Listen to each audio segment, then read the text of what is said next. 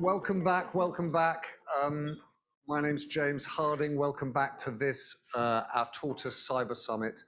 I start with a confession, we've done this all wrong. Because this next session, which I have to say is my personal favorite, is a trip to the apocalypse.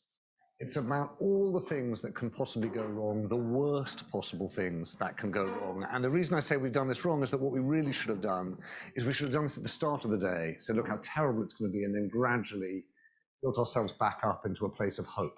Instead, what we're going to do is we're going to spend the day talking about how great things can be and the interventions that might work and blah, blah, blah, and then walk you out the door at the end of the day thinking, oh no, we're all going to hell in a handcart. But that is the nature of scheduling. So we are joined by Nicole Perlroth, who, I don't know, probably you're a pretty self-selecting group. If you're interested in cyber and you're interested in cyber threats, you might well have read Nicole's book. She's the New York Times Cybersecurity Reporter. She's written a book, which is one of my favorites. You're beginning to get the sense of things here. One of my favorites. This is, it was called, they tell me this is how the world ends. Is that right, Nicole? Is that the? This is how they tell me. Here she is, exactly. You've got fans here. They're quoting your book. Nicole, hello, really nice to see you. And we have, I hope, also General Keith Alexander. General Alexander, thank you very much for sparing the time. We were just talking to Jen Easterly, who was singing your praises, offering great insights on cybersecurity, and also, if you were paying attention, everyone, flashing a very cool blue nail varnish, which we also admired. And of course, you know, I'm delighted that we're joined here by a whole group of people in the room who are interested in this subject. We're going to spend 45 minutes talking. Duncan, who is actually in the room, is our only other, is our third guest, Duncan Jones, who's the head of quantum cybersecurity. So what I was going to do in this session, you know, our thinkings, they're supposed to be as interactive as possible. We want to hear from all of you, but I'm actually going to just hand over one at a time, if I may, to Nicole, then to General Alexander, then to Duncan Jones, and go, actually, paint us a picture of this is how the world ends. What should we worry about most? And Nicole, don't paint us the whole picture, because I know you've written the book, but can you paint us a corner of the picture that gives us a sense of what you worry most about in terms of cyber? Oh, hang on.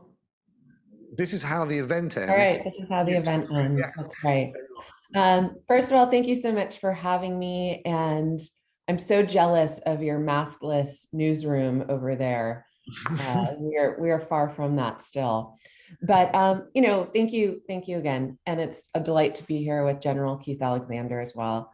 So, you know, just today, I was just scanning the morning news, and the Wall Street Journal has a great story, a maddening story about what may be the first fatality we've seen from a ransomware attack, which was of an infant at a hospital in Alabama that was held hostage with ransomware because heart monitors couldn't alert nurses and doctors to the fact that they probably needed to intervene with a C-section. And they didn't, and this baby was born with their umbilical cord around their neck and suffered brain damage and ultimately died. And we've been waiting for sort of to see when ransomware would cause a death, and this appears to possibly be the first case.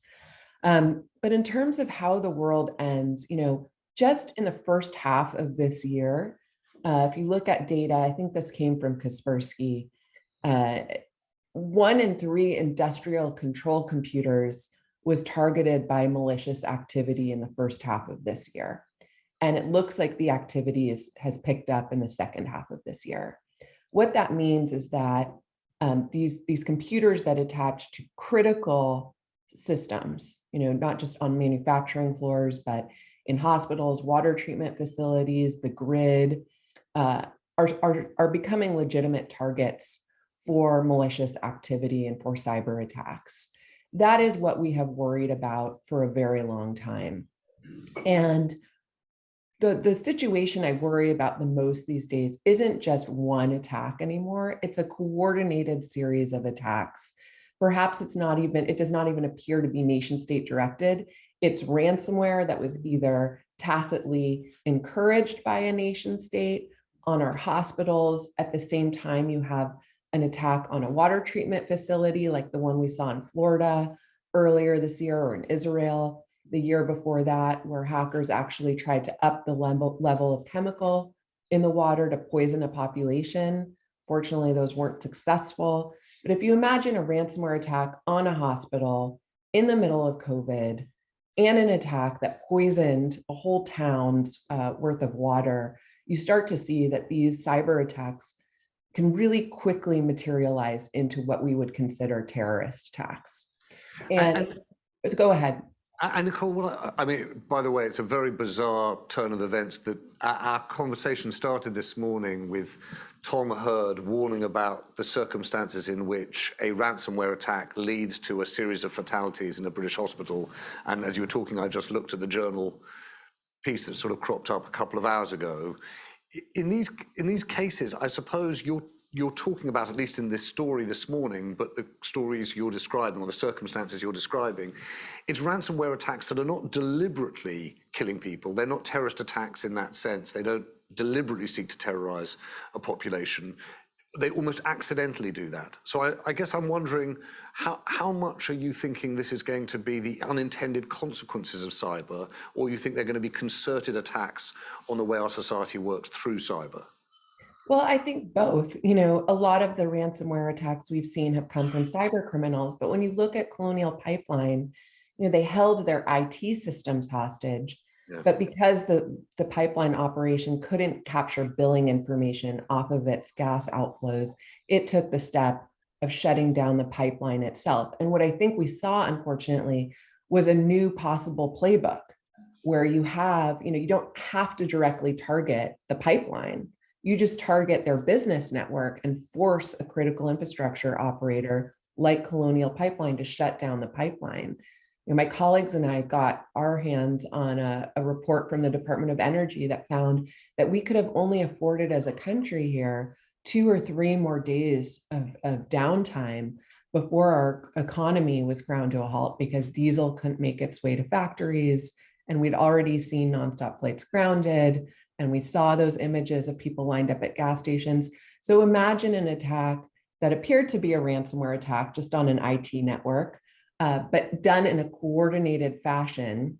And what you've got is really a terrorist attack with a large degree of plausible deniability by whoever launched that kind of coordination. So these days, that's what I worry about the most. And I'm going to come back to you in a moment, if I might, Nicole. I'd like to put the same question to General Alexander. Do you have a scenario that you worry about most? Yeah, I think, well, first, I agree with what Nicole said, and I liked her starting point. So thanks, Nicole.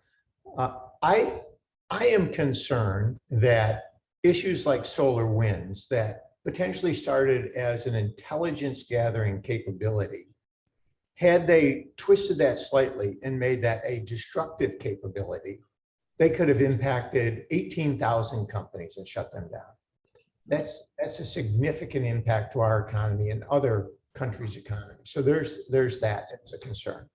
I think the ransomware, I'll add to what Nicole was saying. Think about NotPetya in 2017. That was an attack by Russian hackers on the Ukraine, probably supported by the Russian government.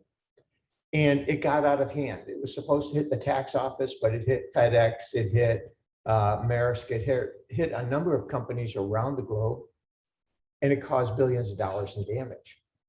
Their target was one thing, their impact was global. And I believe actually the SolarWinds target was actually a subset and it expanded far beyond. On the other hand, I think the Hafnium attacks on Microsoft were just that, to go after a large number of companies. So what you're seeing is a network effect. And with that network effect, you can have impact, both intended and unintended, not intended impacts that could really hurt our economy, our nation, and kill people. I think you go along with what Nicole was saying, that impact by shutting down the pipeline, Colonial Pipeline, and taking it another step will impact lives. And General Alexander, forgive me just for interrupting, because we talked a little bit today about, if you like, the cyber attacks that you can see, Colonial Pipeline, Irish healthcare, etc. You worked for a long time, US Cybercom, in theatres of conflict, Afghanistan, Iraq. And one of the questions that sort of hovers around cyber attacks is the extent to which cyber is used against the armed forces, and what that shows us, or what that suggests to us about the direction of cyber attacks. And so I wonder whether you tell us a little bit about that. What are the capabilities you're seeing and where you think that's leading? Yeah, so that nests really with what Nicole was saying. Cyber is becoming an element of national power. Countries are going to use it to accomplish their objectives, their strategic objectives. And this is what China is doing in terms of stealing intellectual property. It's what Russia did to help impact elections. And it's what Russia is doing in terms of pushing ransomware, or helping, at least nodding to that, to get finances and money into Russia. So we're seeing all of that. The issue, though, that you bring out here that is the biggest concern is we're walking into this area. It's like looking at the role of warfare over the last 200 years and how technology has impacted it and how it's grown, from the aircraft to the aircraft carrier to radars to all the missiles and everything that's changed. And now we have cyber. Cyber is great. And we think of all the good things we can do it, but it connects everything. And because it connects everything, it makes possible what was impossible in World War II, to get at countries that are isolated by oceans, like us, like Australia, like you. It makes it possible to be attacked and to do things that we didn't even consider. Going after hospitals, going after energy sector, going after government. And we're not prepared for it. We're absolutely not prepared for it. And General Alexander, one of the things, curiously in the last 20 years, of course, we've tried to understand counterterrorism and the impacts of terrorism on the way in which we think about our security. We've all become familiar with the ideas of asymmetric warfare. We sort of relearned what war looked like. And I wonder, when you think about cyber, how that changes where power lies, how that changes the balance of power between militaries. How should we think about that? And I would add one other thing. It actually changes the public-private paradigm, because in conflict, it's the intent of the enemy to impact the will of the people to fight. That's Clausewitz's main theme. You can let it from Liddell Hart, everybody else in that same area. That's what they'll tell you. When you think about that, the private sector cannot be seen by the government to today prevent attacks. So the adversary can go in and attack those, and the government is left to attack them. But that's destruction on both sides. And that's where we are today. I think some of the new approach would be, how do we network people together, create, in my words, a radar picture for cyber that helps defend the private sector and push back on this. So that's what I'm concerned about. It's growing, it's going quickly. You can see what China is doing to steal intellectual property. For the last decade and a half, that's been my saying. It's the greatest transfer of wealth in history. So you have that as that's just seeping out the door for all countries, yours and ours included. Then you have this growth of criminal activity. And then you have nation states looking at what can we do to accomplish goals. And all of that plays in the same space that our industry, that our private companies operate. And therein lies the biggest challenge that we've ever seen. How do we now work together? We want civil liberties and privacy, we do, and we want to protect people. And we've got to do all of that in this space. And oh, by the way, we need to act quickly. I think Nicole's comment about the death of that child, that tells us right now we're in the wrong place, and we got to go fix this. And can I just sort of dwell on this point about the public and the private, just so that I really understand it. You're saying the private sector companies cannot, if you like, take full acts of self-defense. They can't go after those people who are criminally hacking their systems. They're reliant on governments to do that for them. So there's a relationship there, but is that different from what's historically been the case, which is, we citizens live in a society and we entrust the state to defend us? It's hugely different. Let me explain the difference from my perspective. In the physical world, we depend on the government to defend us from missiles, right? So we have a missile defense capability. We would depend on our government to stop, tanks from coming across the border and all that. That's a government responsibility to conduct war. In cyber, the government can't see the attacks on the private sector, but the government is responsible for defending them. So think about this. The government could not see the attack on Colonial, on Solar Winds, on JVS, and on Hafnium. All that went on, and the government comes in after the fact and says, you've been attacked. Well, they know they've been attacked. That's not where we need the government. We need the government to be out in front of it. And if you want to be in front of it, what you have to do is we have to come up with a new paradigm about how we're going to share anonymized information, threat-related information, and create that radar picture that allows us to see attacks that are coming in our country so the government can act quickly. You're on another part too. I use Sony, the attack on Sony by North Korea, right, over the deal. Over the movie, yeah. Yeah, imagine if we said to Sony, yeah, you can go ahead and attack back. It's okay, go for it.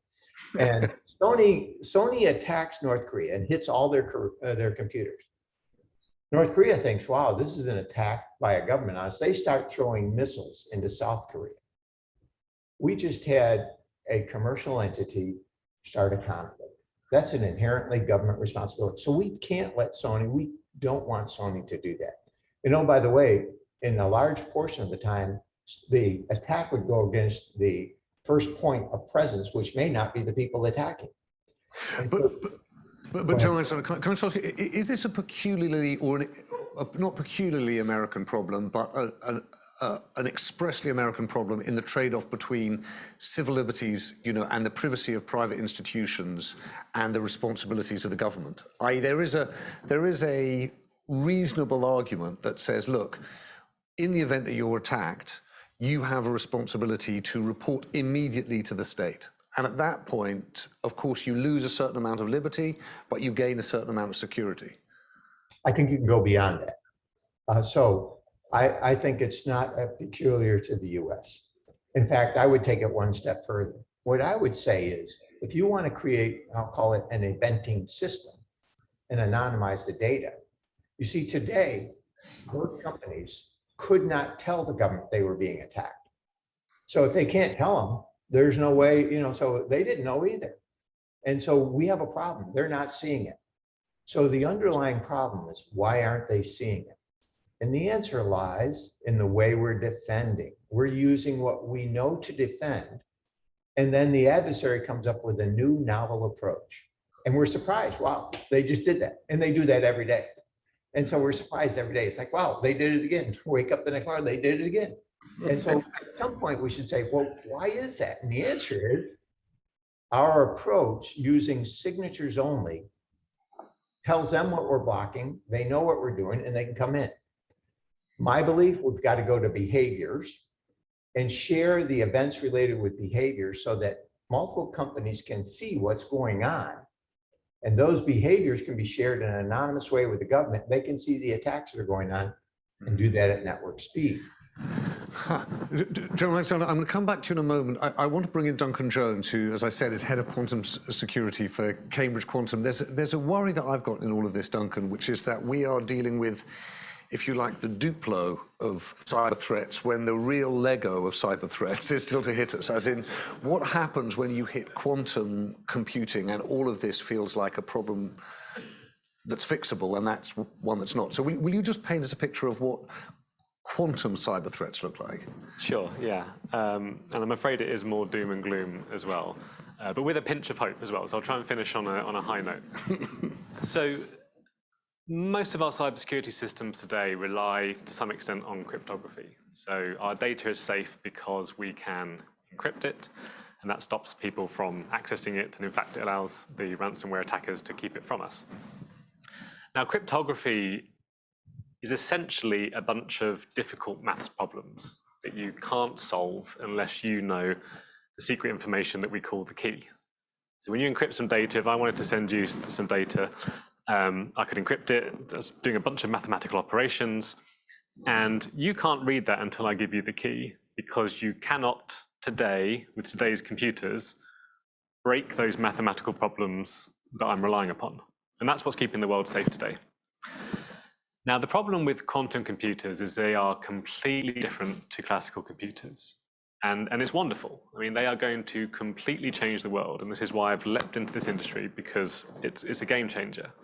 You know, it's going to allow us to discover new drugs. It's going to allow us to do machine learning far more effectively and efficiently. But the problem is, quantum computers can solve some problems really, really, really well. And unfortunately, some of the problems they can solve are the ones that we rely upon today to keep our systems secure. And so there will come a moment when we have what NIST would call, so the National Institute of Standards and Technology, what they would call a cryptographically relevant quantum computer, which basically means a quantum computer powerful enough to be able to break all of the encryption that we use today, or the vast, vast majority of it. Now, ironically, this algorithm was discovered back in 1994 by a chap called Peter Shaw, way before quantum computers even really existed. But now they exist, and year after year, they're becoming more and more powerful. And we are moving towards that point in time where they're going to be able to wreak havoc on us. We don't know exactly when that's coming, and that's half the problem. Some estimates place it as little as 5 to 10 years away. Some place it a little bit further, but it's happening. So this is a problem for a number of reasons. So the industry is responding to it. So the industry is saying, okay, no problem. We'll find some different mathematical problems that quantum computers can't break, and we'll all move to that, and we'll be fine. That's sort of true, but there's a problem there, which is that just moving an industry from a bunch of algorithms and ways of doing things that it's used for decades to a whole new set of things that act a bit differently and smell a bit differently is not a small task. And in fact, the NSA has advised that's a decades-long task. So we already have a race against time in that, can we make that transition fast enough before the quantum computers break everything?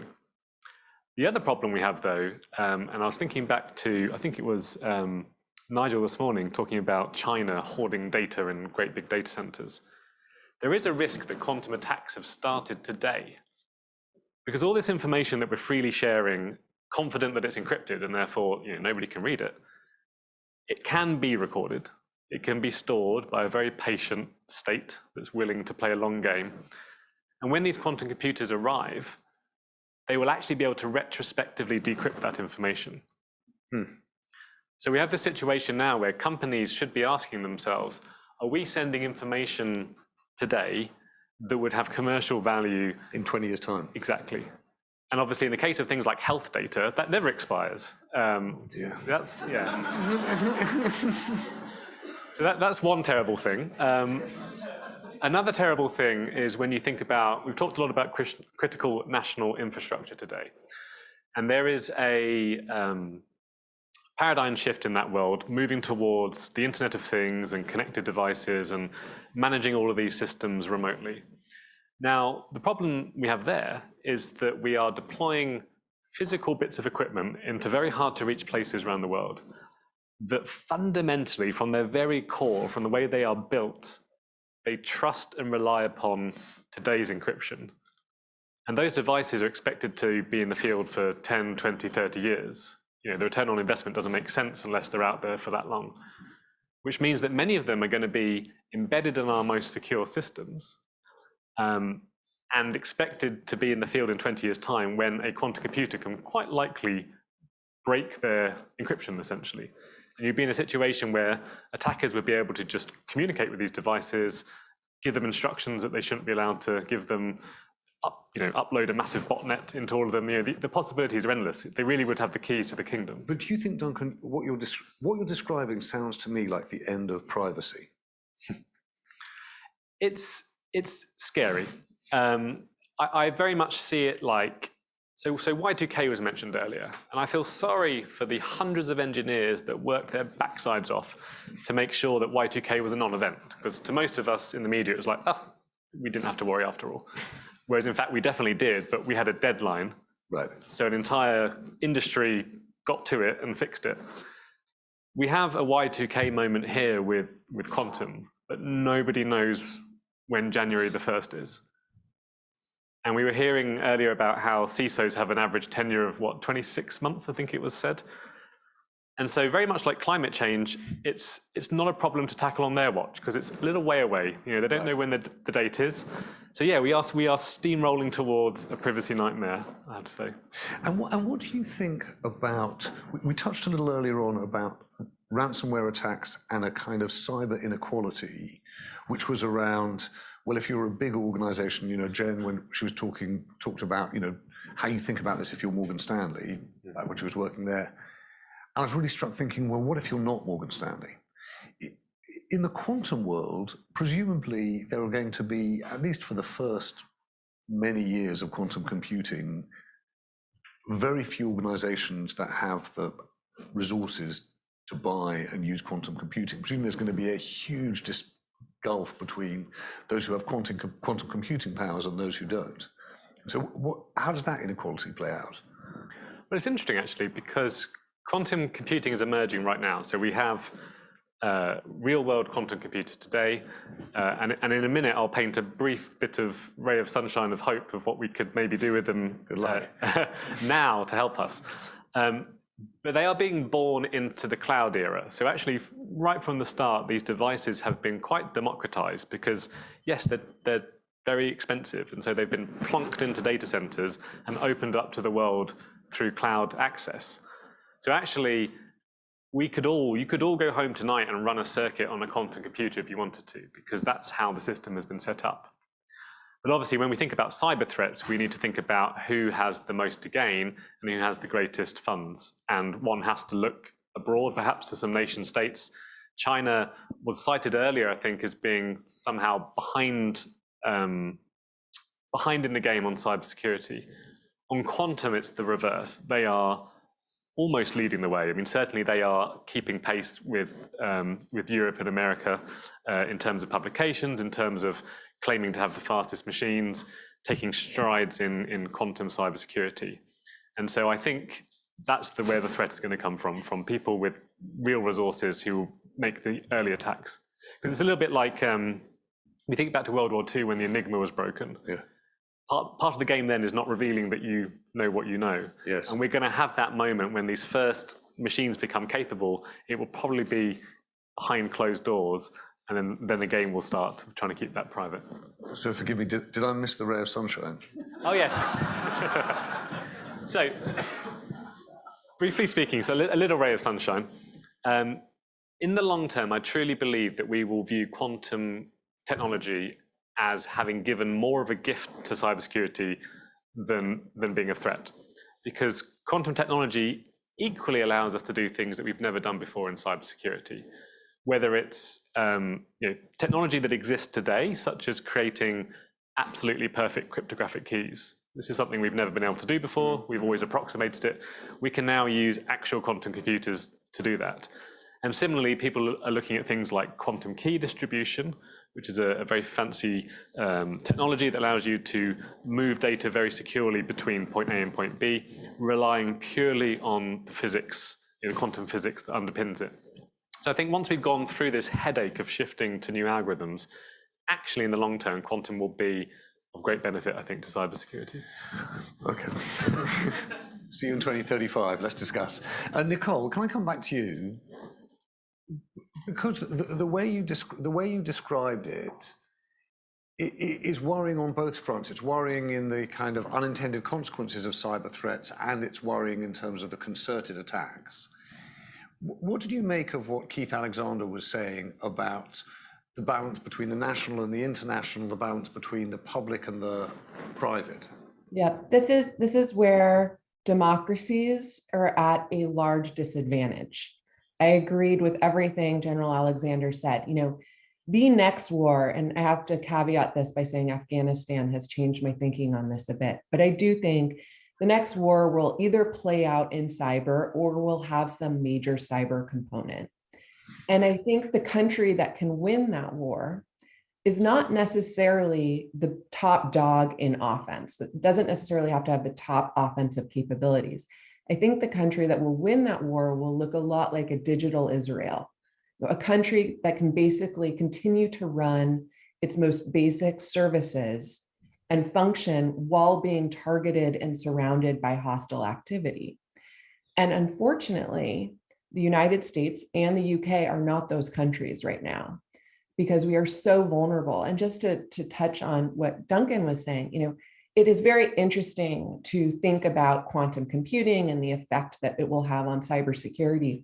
But for someone like me, from my little perch at the New York Times, it's an incredibly frustrating conversation to have right now, because the reality is that each of these attacks that we've seen, these Colonial Pipeline, the water treatment facility attack I mentioned earlier, were enabled by poor decisions by people.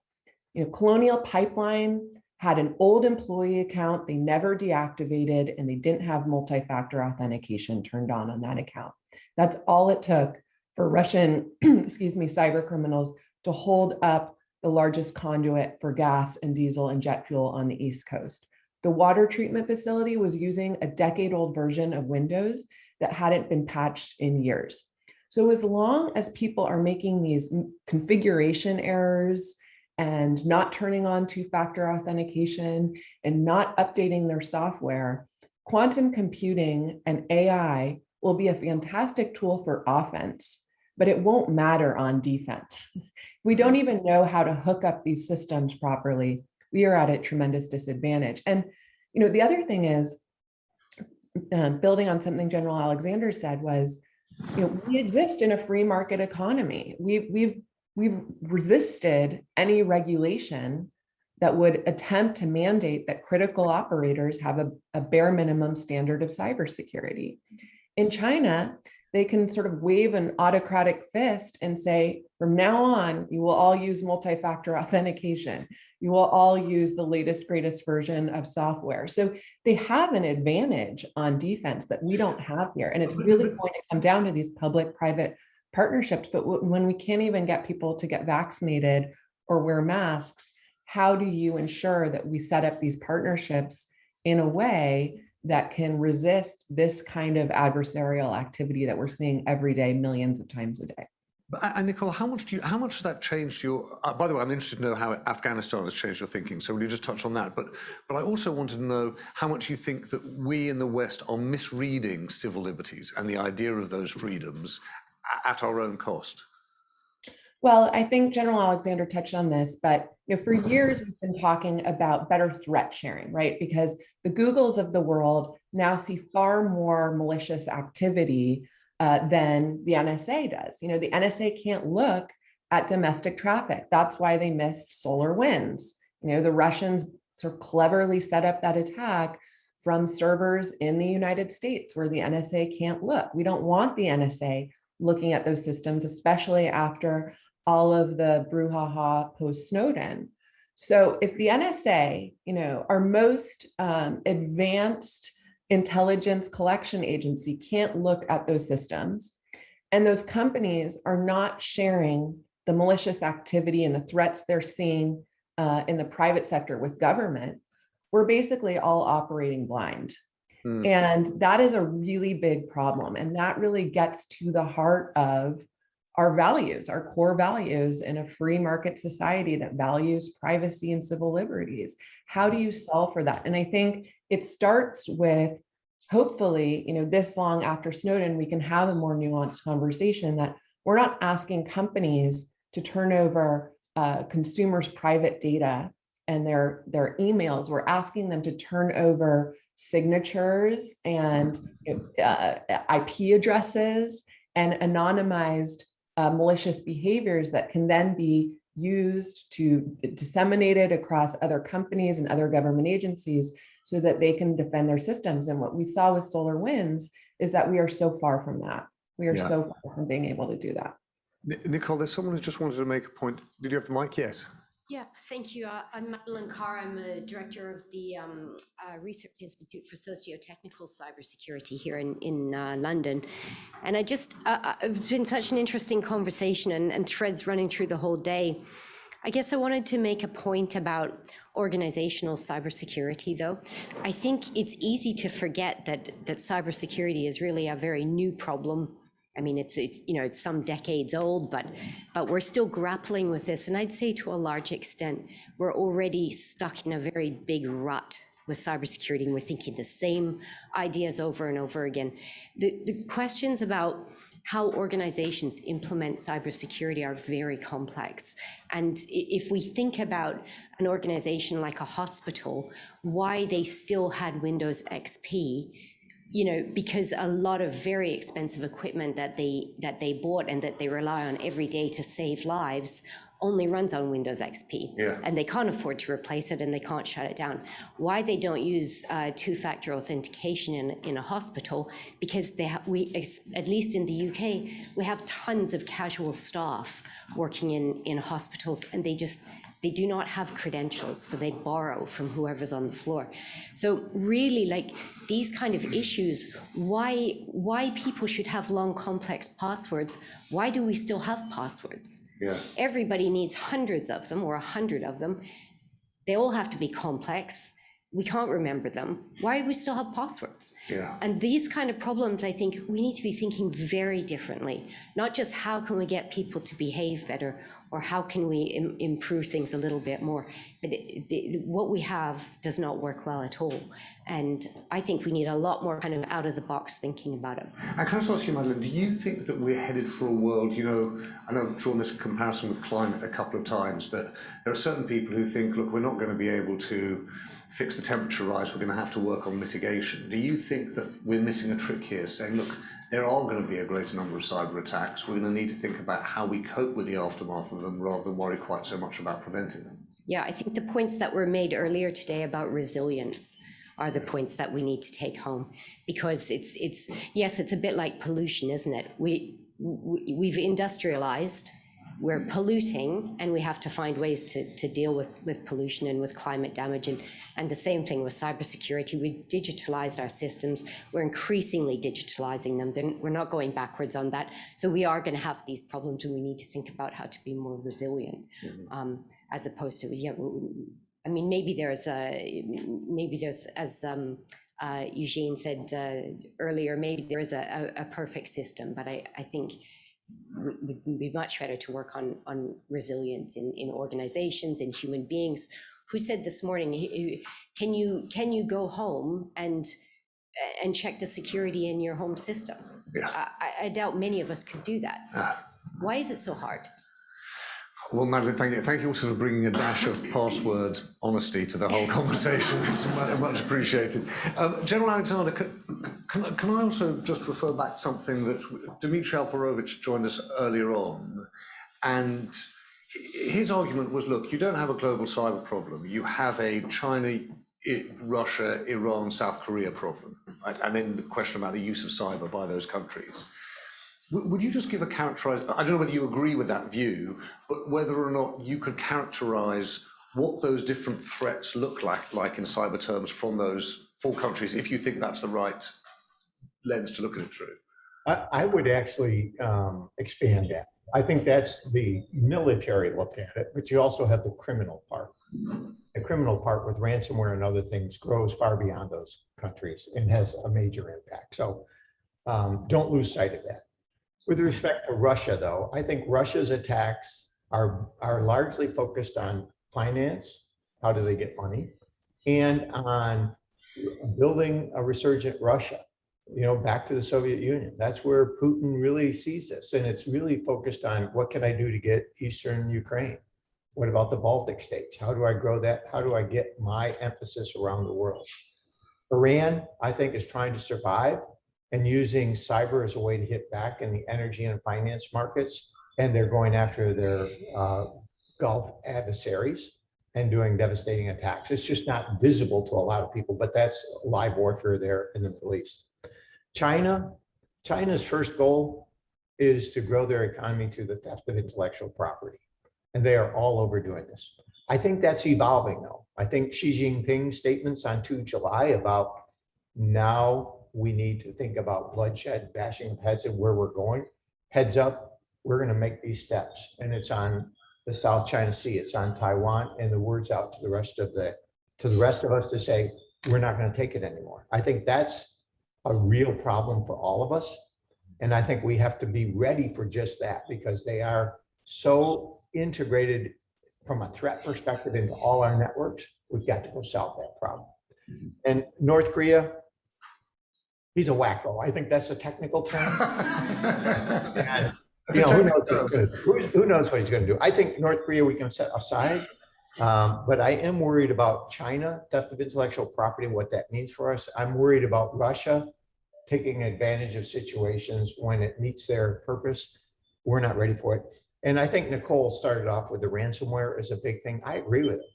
Look at how many companies, how much money, how much problems are being right now seen by ransomware across the world. So I put all those in. John Alexander, thank you. There's a point on the floor, sir. Yes, I have a question for both Mr. Alexander and Nicole. I mean, this. I would just say who you are. Yeah, Rufo Guerreschi. I'm with the Trustless Computing Association, and so it's quite concerning that the only solution we see out there is to turn our societies in a battlefield in which our houses and so on. So the government is going to have to stand inside our living room to defend us.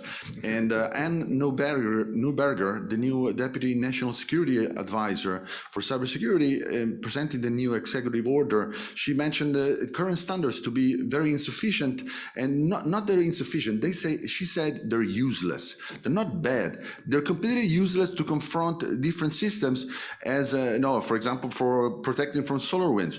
So wouldn't a solution be, instead of putting a cop inside our living room, fix the windows or create homes with windows? Because we have homes without windows. We have airplanes, only 1 out of 16 million flights results in an accident.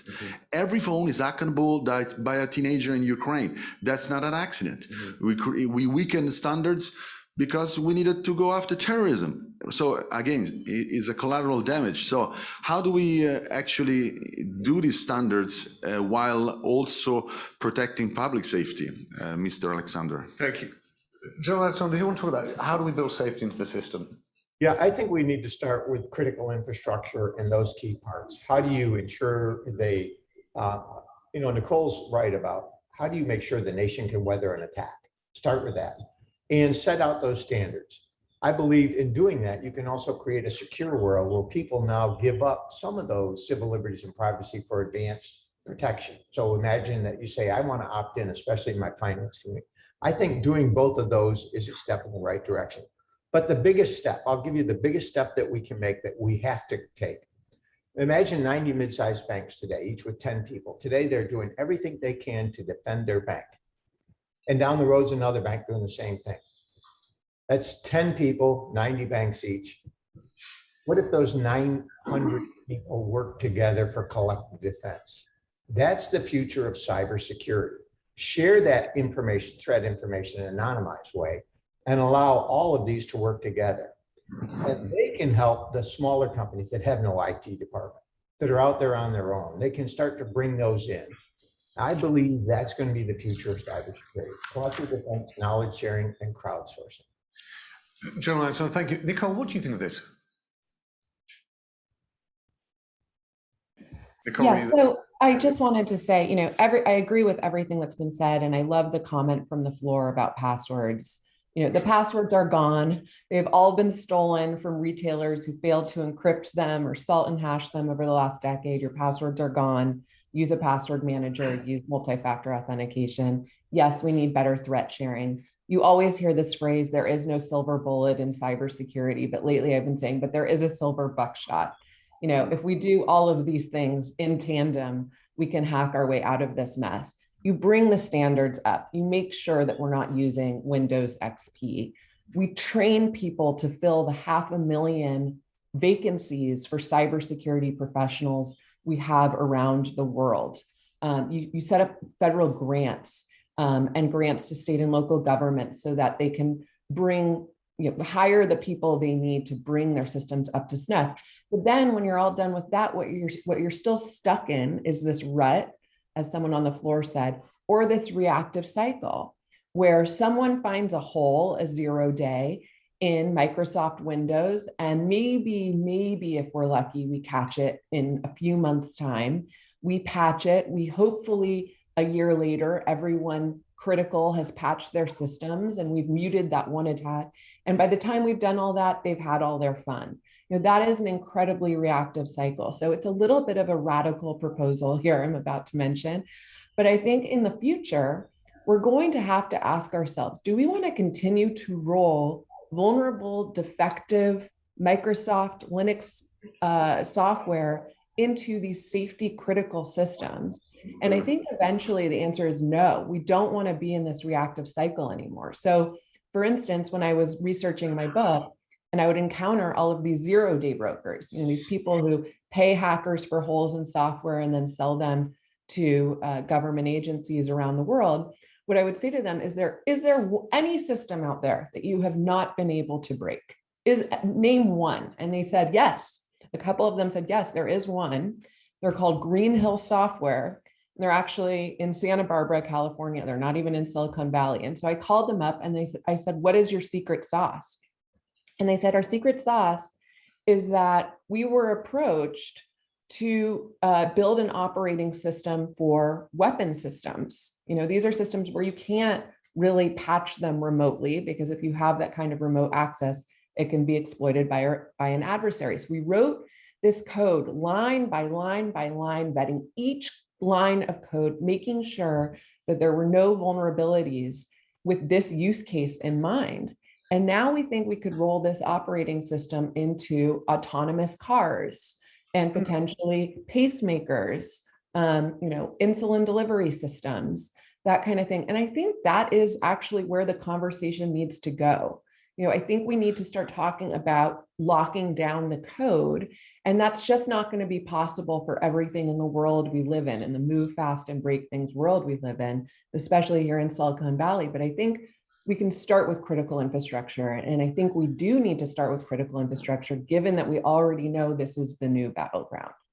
Nicole, thanks. I want to bring in, and I hope you can stay with us just for 5-10 minutes longer, because I want to bring in Marcus Hutchins, if I can. I don't know whether anyone will have seen this. There was an amazing story a couple of years ago. It was in Wired. It was about, hello, Marcus. Thank you so much for joining us. It was about someone who started out as a hacker and then ended up trying to prevent hacking attacks, most famously WannaCry. And Marcus, that is your sort of rather exceptional story. And I wonder whether you can sort of help us get through how you do, understanding the potential and the way in which a hack might happen, how you think about best defense. You mean using my past experience or like going forward? A bit of both, really. Well, I guess to answer the first one, a lot of what we do as security analysts is we guess, like we see some code that does a thing, like say the code takes a screenshot of the user's system, and we can only infer why the attackers are doing that, like what their purpose is with that data. But having like been on the other side of things, I have a better insight into why they do the things that they do. So some random code that doesn't seem to have any like overt purpose to someone else, to me, could be something like, I know exactly why they would have done that thing. Obviously, things have changed a lot since I was on that side. Back then, a lot of the things were you would dwell on a computer for months or even years, and you would try and do everything in your power to make sure the user did not notice you were there. Whereas now we've kind of pivoted to this new attack where it's like, you want them to know you're there. You want a big fancy ransomware screen, all of their data is gone, give us some money. And things have just shifted. So I've had to kind of move with the times and learn these new techniques. And is it the principle you describe, which I've not heard before, which is you're inferring from the code a set of behaviors, and I suppose from that understanding of vulnerability, is that essentially the same set of skills that you used when you were hacking and you now use as a security analyst? Well, no, I was on the other side, is I was the one who wrote the code. So I went from developing the code myself to then trying to understand what other people's code does. And now, when we're listening to this, I don't know whether you listen to this conversation, do you think that, because one of the things I suppose that's been a theme of the day is a concern that actually, in the end, we're never going to be able to build defenses that are strong enough against hackers, because there's always going to be someone who's got that time, who's got that inclination to, as you say, sit on the computer and see what they can learn? I'm inclined to say yes, but less because they have so much time to do this thing, and it's more because we are failing at the very, very basics. Like hackers are not using nation state level 0 days to get into like fortress system. They are, as Nicole said, they're going in by like accounts where they've forgotten to change the password and they've left the account up, or someone's clicked on a phishing email. And I feel like that point where they actually have to sit down and spend time developing exploits to get into those systems is so far away that I don't think we're actually going to even reach there. And Marcus, one final question for you, which is, in my family, we talk about who are the cops and who are the robbers, that there are certain people just temperamentally, you know, more inclined to be law-abiding and certain people less so. When you look at the community of people who are committing their lives, people in this room, to trying to deal with the cybersecurity issue, do you think there's a misreading of the mentality of hackers? There's a misreading of the incentives for people trying to hack into these systems? Absolutely. I think people like to put things into neat boxes, the good and evil, the heroes and villains, but like that just isn't real life. And we're like assuming that all of these hackers are evil people who want to do harm, and therefore we're treating them as such, which leads to us coming up with the wrong ideas how to stop their incentive. There are like, it can range from like genuine bad people who want to cause harm to people who just really like money, to people who are desperate to provide for their family. And I feel like we brush over a lot of those incentives and just focus on like, everyone who does criminal stuff is evil, wants to do evil things, therefore we must deal with them accordingly. Marcus, thank you. I'm going to wind things up, if I might, by asking Keith Alexander and Nicole Perlroth and Duncan Jones a simple question, which is what we should learn from here. I hope that today has been largely about trying to get a better understanding of cyber. And General Alexander, can I start with you? If you have one suggestion for us of what we should try and go out and learn and better understand from here, what would it be? How we work together in cyber for collective defense to defend all that we need to. I think working together is really the answer. Thank you. Nicole? I think we just have to wake up. I think we continue to operate like we are surrounded, an island surrounded by oceans, and we continue to sort of make trade-offs in cybersecurity in the name of economic growth and what we traditionally thought of as national security. And I think we have to wake up and realize that the threat landscape has been completely altered by the internet. And we are seeing these threats, they're real, they're playing out every day. But for whatever reason, we'd rather put our heads in the sand than wake up and realize that we do need to change the paradigm. We do need to change the narratives. And as one of the commenters here said, people are the weakest link in so many attacks. And so we need to start waking people up and holding them accountable, you know, for their own role in the general collective cybersecurity of their organization and of their organization's customers and everything down the line. And that starts with coders and vendors and organizations who configure these systems. And as Marcus said, we need to change how we look at hackers. You know, we need more of them. We need to fill 500,000 vacancies around the world with people who do what hackers do, which is look at a system and think about how it could potentially be exploited for some other potentially nefarious purpose. And we need to start bringing them in the beginning when we're designing these apps and products and code to do these sanity checks and gut checks. You know, I sit here in Silicon Valley and you just hear software is eating the world and move fast and break things all day. And at some point you just want to pass out from lack of oxygen because you've been holding your breath too long. you know, we really need to think about cybersecurity from the beginning, and that just starts with waking everyone up. Nicole, thank you very much. Duncan. Quick question for you, actually. Are you a cop or a robber? That's the thing. I'd like to think that I'm a robber, and then Kate, my wife, tells me I'm a cop, which is really disappointing. Fair enough.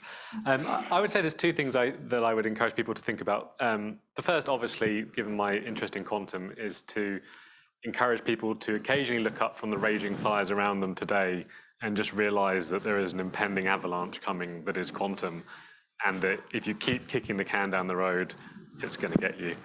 The second non-quantum point is that we've talked a lot today about critical national infrastructure, as though we all concretely know what that means. And I think our definition of that is a few decades out of date. You know, it just thinks about nuclear power or, you know, basic things like that.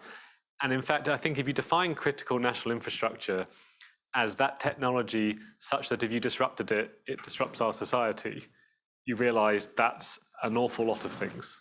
And when we think about the regulations that are needed to protect ourselves, we need to think in that context. It's not just power stations, it's the things we rely on every day and all the supply chains that support those.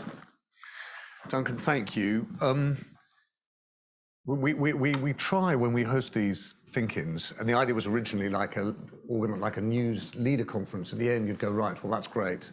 I'm glad we've heard everyone, and now here's what we think. We've now just set out the point of view on a subject that, as Madeline said a few moments ago, is just incredibly complicated. It's hard to draw some threads, but I think there are a few from today that are really, certainly I'll take away, different people will take different things. The one is I am massively woken up by the subject, to Nicole's point, and possibly also just by the energy. The energy in the room, the different people from different perspectives. So I find that actually very encouraging. But I think probably a little, Duncan, like your kind of ray of sunshine, it doesn't go very far, in the sense that the biggest thing that I come away worrying about, which is probably not what many people here worry about because they work in the industry, I find myself really, really struck by the inevitable power gaps in cyber. It seems to me as though the point that General Alexander was just making around public versus private, around the capacity of the private sector to be on the receiving end of these problems and the expectation of government to solve them, it's an acceleration of what we've seen in technology, which is you see consumer benefits, consumer risks, and a huge increase in public policy expectations as a result of it. I find that really worrying. I find, honestly, the extent to which we do deal with these global problems at a national level and the gap between the national and the international really worrying. And you can't but worry about the big and the small. You can't but think to yourself, if you're a large corporation, you might have the capacity to think about these things. But if you're a smaller one, and if you're not just a smaller one with a small profit, but one with no profit at all, how do you deal with that? So these power gaps feel like something really to worry about. And I think that you're right, Duncan, just the last point around what is infrastructure. I was really struck by what Jen Eastley said about cognitive infrastructure, right? Which is a kind of big phrase for society. The way in which we think and interact together. And so it feels like there's a great deal that is at least under threat or has the potential of being deeply changed by these technologies. So I hope that we have, in a small way today, brought a group of people together. I hope you've had a chance to meet people you may not have otherwise met, heard ideas, thoughts, points of view that you may frankly disagree with, but think nonetheless are interesting and provocative. Our hope is that we'll get better at understanding these issues, come slowly, as you might expect, to a clearer understanding of what that requires for us individually as citizens, for businesses, and for governments. And along the way, I should say thank you, because there have been these little moments where I, and you can never escape who you really are, think, aha, that's a story. So thank you very much indeed to everyone for joining me.